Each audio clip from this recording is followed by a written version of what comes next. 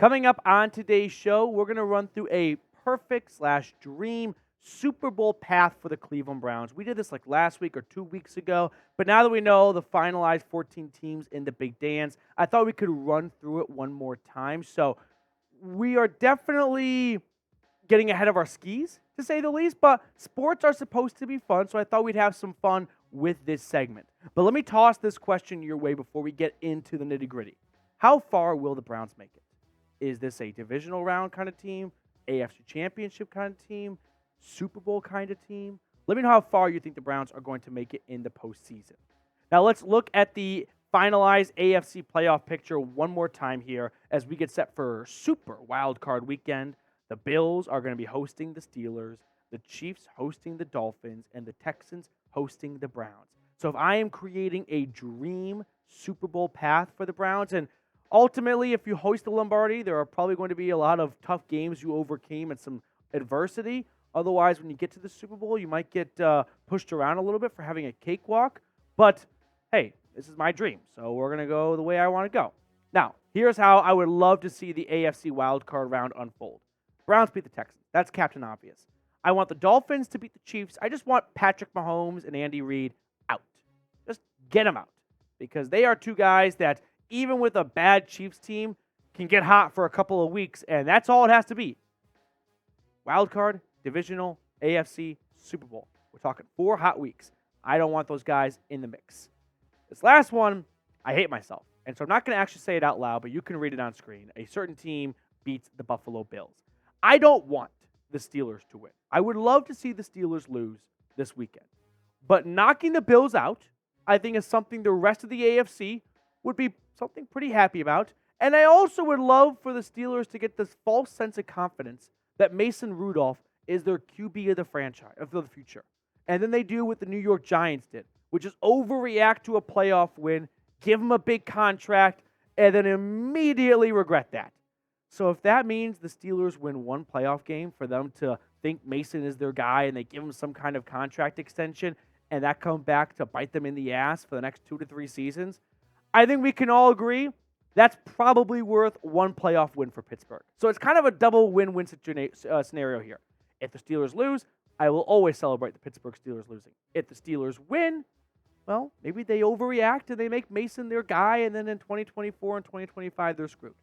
So let's look at the NFC playoff picture here real quickly before we get to the divisional round for these two matchups. So the NFC side of things, we've got the Cowboys hosting the Packers, the Lions hosting the Rams, and the Bucs hosting the limpy Philadelphia Eagles. Now, here's how I would love to see the NFC go down in the wild card round. Cowboys beat the Packers. Lions beat the Rams. I just feel bad for Detroit. That would be so mean to go to the playoffs for the first time and lose to Matthew Stafford. I'm not that, just mean of a human being. That's just tough.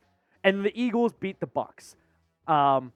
This one is a little bit of like a jealous ex-girlfriend take here, but if Baker and the Bucs win, I just am not interested in logging onto Twitter for the next 24, 48 hours and looking at people think they're dunking on the Browns as if the Browns are not in the playoffs the exact same year, and as if the Browns not have a better record than the Buccaneers this season, and Tampa Bay just benefited from being in a dog shit division. But you know what?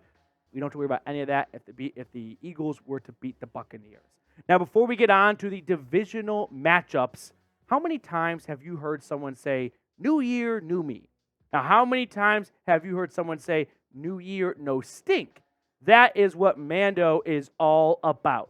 From the makers of Loom deodorant, Mando is here to make sure 2024 is the year you showcase your best hygiene. If you suffer from stinky feet, pits, or below the belt, then Mando's doctor-developed and clinically proven odor blocker is worth giving a shot.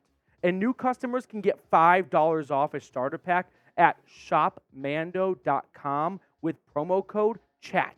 You don't want to smell like the smelly guy on the bus who doesn't believe in deodorant, so ditch that stink and get with Mando today. Mando's starter pack is perfect for new customers. It comes with a solid stick deodorant, cream tube deodorant, 2 free products of your choice like mini body wash and deodorant wipes, and free shipping. Luckily, I have a discount code to help you get hooked up on my favorite smelling whole body deodorant on the market. New customers get $5 off a starter pack with our exclusive code CHAT. That equates to over 40% off your starter pack when you use code CHAT at shopmando.com. That's shop, S-H-O-P, Mando, M-A-N-D-O.com. I put that link in the comments and description of today's video. Shout out to Mando for supporting the Cleveland Browns report. Now, my dream divisional matchup after running through the wild card, the Browns would host the Miami Dolphins. The Miami Dolphins might have gotten lucky once in this dream scenario, beating the Chiefs in sub-zero temperatures, but those candy-ass teal uniforms by the lake shores of Erie, yeah, that's not going to go well for Tua. So give me the Dolphins in back-to-back cold weather games, and the Browns prevail at home where Joe Flacco knows how to play. And then the Ravens play the Steelers. So with all that being said, we would have our AFC Championship game be Joe Flacco returning to M&T Bank Stadium in a game that will be must-see TV for all football lovers. So that is my dream playoff path right there. I would love to see the Browns. Sure, you would argue, why not have the 1-seed Ravens lose in the divisional round to a team like the Steelers, and the Browns get to play the Steelers? And as I say that out loud right now, that is pretty tempting as well, actually. But you know what? No, I want Joe Flacco against the Ravens, although I might have really just psyched myself into this one. So, hey, it's a dream. Just let me enjoy it.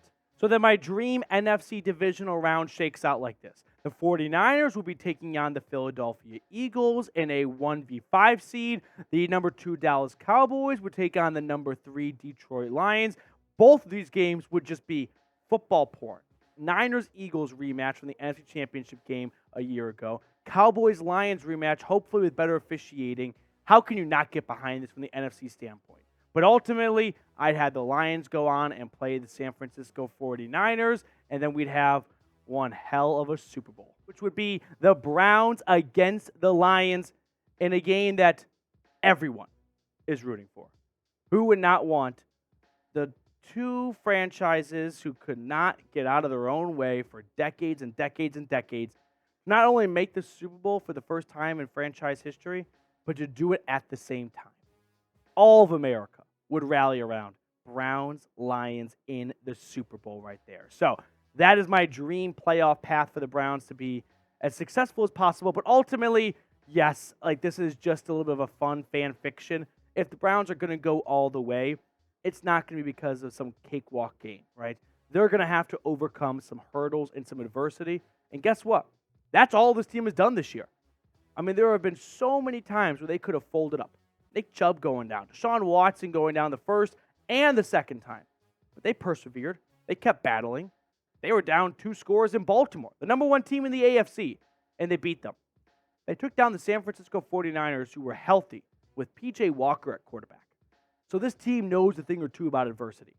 So as fun as it is to talk about a dream playoff path, the reality is if you're going to get to the Super Bowl, no one said it was going to be easy.